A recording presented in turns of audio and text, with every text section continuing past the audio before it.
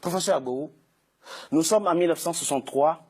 Le président Sylvanus Olympio décide de rompre les accords monétaires avec la France et frapper une monnaie nationale. Il sera assassiné 3 jours plus tard. Thomas Sankara voulait ce qu'il appelle pour son pays une autonomie économique. Il sera assassiné lui aussi.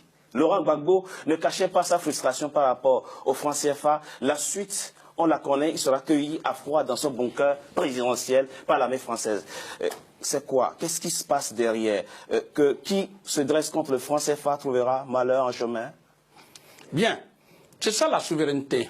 Ça veut dire, fondamentalement, la France n'a jamais donné l'indépendance, n'a jamais donné une véritable souveraineté aux pays africains. C'est ça. Parce que l'indépendance politique ne peut être affermie que par l'indépendance économique. Or, au cœur de l'économie se trouve la souveraineté monétaire. Donc, lorsqu'un leader politique, et commençons par le début, vous venez de citer quelques personnes, mais déjà avant 1960, que ce soit, c'est vrai, on a vu le cas de Sékou Touré, qui a pris son indépendance politique et en même temps a battu sa monnaie. Général de Gaulle lui a créé tous les problèmes, nous le savons, mais après lui, il y a eu Djibo Bakary, du Niger, qui a été chassé par les Français pour mettre Amani Diori. Ensuite, nous avons eu Modibo Keïta du Mali, en 68. En 62. En 62, pardon, excusez-moi.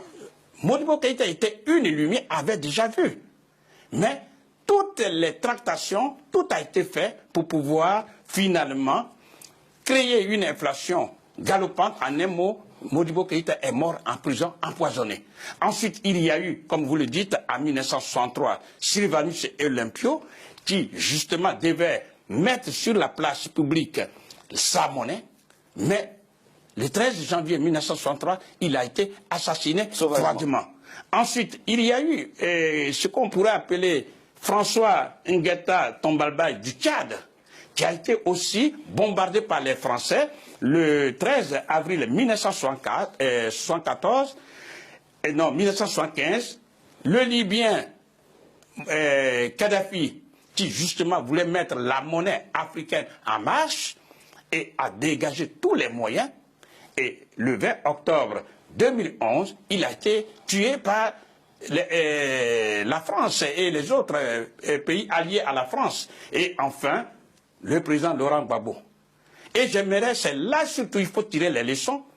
Lorsque la France a compris que le président Gbagbo n'avait plus d'autre choix que de battre sa monnaie, eh bien, la France a donné l'ordre et toutes les banques en Côte d'Ivoire ont été fermées immédiatement sans sommation. Et les réserves de votre pays, la Côte d'Ivoire, ont été bloquées. Non seulement ça, mais ce que je voudrais qu'on comprenne, parce que beaucoup n'ont pas encore compris, hélas. Lorsqu'on ferme une banque, toutes les banques, le chef d'entreprise ne peut pas aller retirer de l'argent. Donc, il ne peut pas faire marcher son entreprise. Il ne peut pas payer non plus les salaires. Ça, c'est un. Lorsqu'on ferme toutes les banques, le ménage ne peut pas aller retirer de l'argent, donc on ne peut pas nourrir la famille, on ne peut même pas se soigner. Du coup, on organise ce qu'on appelle un blocus, un chaos économique pour obliger la population à se retourner contre le président Laurent Gbagbo dans ce cas d'espèce. Ça veut dire c'est une arme puissante que détient la France pour pouvoir maintenir en esclavage moderne déguisé tous ces 15 pays d'Afrique qui utilisent sa propre monnaie. Il faut que les Africains sachent ça.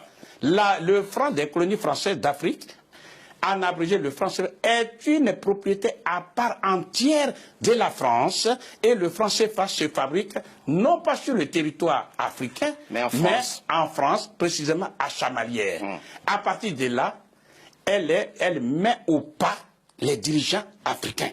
C'est ça que les Africains doivent comprendre. Ça veut dire qu'il n'y a pas d'autre solution. Si ces pays veulent se développer, il n'y a pas d'autre solution que de rompre de façon unilatérale avec le franc des colonies françaises d'Afrique.